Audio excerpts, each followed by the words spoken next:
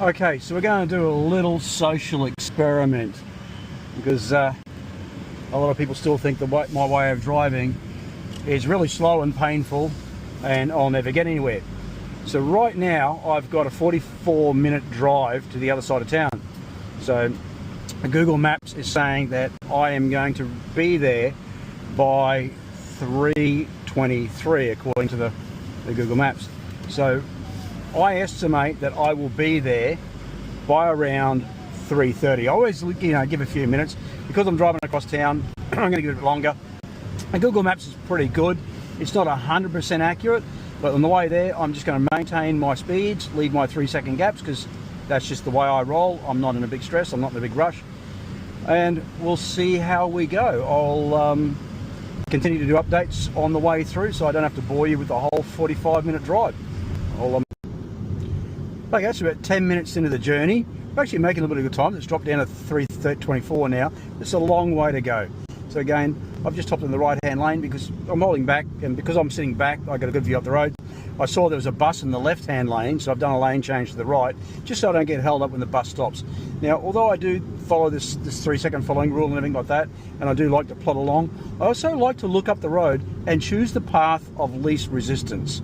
So by looking up the road, I can plan my moves, I can lane change, and not get held up by the traffic when it's stopping for the buses and everything. So I'm not driving fast, I'm not driving radical, I'm just planning ahead.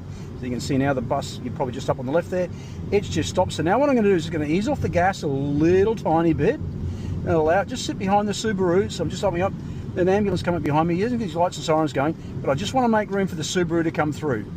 All right, now Subaru's speeding up, he can come across to the right hand lane, he's got plenty of room, I know he's coming across. Now he's going to go back to the left, right, and back you go. So yeah, 4 cars went in front of me then, and then 4 cars went back to the left-hand lane, and the world's a happy place. So just on clarifying something, typically I will stay in the left-hand lane for most of the journey. And like I said, I just got my lane change happening because of the bus. Now, because I'm turning right fairly soon, I'm just going to stay in the right-hand lane. Then when I'm finished completing my right-hand turns, I'll then go back to the left and cruise along the left-hand lane. I don't like to sit in the right-hand lane too much, because it does irritate people when you leave a 3-second gap. It shouldn't, but it does. So I always like to sit in the left-hand lane and just let the right-hand lane flow. So if people want to speed, they can do that. That's not my problem. Okay, coming up to a pretty busy intersection up here, and a lot of vehicles are going to want to turn right. So got a bit of room behind me. I'm just going to come off the back of the truck a little bit, because the chances are he probably wants to go around to the right to Hindmarsh. So I'm just going to give him a bit of space, just in case he does a rash decision and comes across quite quickly. It's not going to hurt anything. He's going back to the left. I haven't lost any time. Lights ahead are red. Everyone's stopping. So there's no rush. You can leave gaps. You can allow people to interact with you. So just another little update. Still driving along. The blue Mitsubishi's just up there. That's the Toyota Hilux that was behind me before. Just doing a lane change to the right. Covering the brake. He's going across. Happy days. Okay, got the Toyota coming in behind. Lights are green ahead. Still just cruising along, no desperate rush. That's the ambulance that was behind me before. That's the van that was in front of me. I'm still in exactly the same group of traffic that I was before, just leaving that 3-second gap. Yeah. Just one of the things that I do when I'm on a bit of a long drive, or I've got to pick a student up or something like that, is I listen to a motivational book or an educational book rather than listening to the radio and nonsense and music. And sometimes when you listen to a story or something like that, you're actually not in a hurry. You're keen to listen to the rest of the story. So, there are ways that you can turn your car into university and just, chill out and relax. I'm still going to make it on time. I'm about halfway there. Clock's saying 3:24. Before when we left, it was saying 3:27. I'm still estimating that I'm going to be there at 3:30. Okay, so cruising down Anzac Highway now. It's a 3-lane road. So when I'm confronted with 3 lanes, I always choose the middle one. It doesn't flow as fast as the right or the left, but it doesn't stop-start as much, so you'll always get a smoother run out of it. Yep. And again, not in a hurry, leaving the gaps. So again, now I'm on Marion Road. Got the white car in front of me. Green car's leaving a nice big gap. We'll cruise along. It's about cruise along at 50 kilometres an hour because the traffic's just not capable of going any faster. And still, no major hassles with people cutting me off and filling up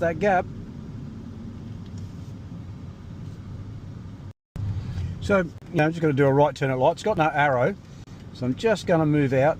Now, I could probably risk turning after this four-wheel drive, but I can't see past the white car, so I'm not going to do it. My fundamental rule to myself is if I can't see, I don't go. What I'm going to do is just wait for the yellow light. It's going to be much safer for me to move around on the yellow light, because if something's coming through there that I can't see, that could be a dead motorcyclist. So we just wait the yellow light out.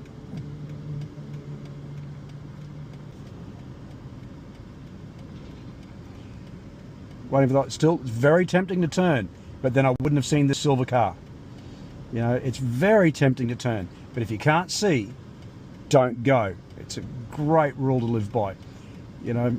People may get upset, but if I do turn and crash, then nobody's going anywhere for 2 hours. So I'm just going to start rolling forward, making sure the white car's stopping, blue car's stopping, around we go. Right. Patience is a great virtue when you are driving. So arriving in the street that I wanted. Now, before when I left, as I pointed out, Google said I'd be there by 3:27.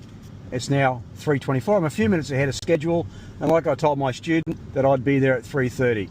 So there you have it, a nice, calm, casual drive, not pushing anything, and I'm arrived bang on time.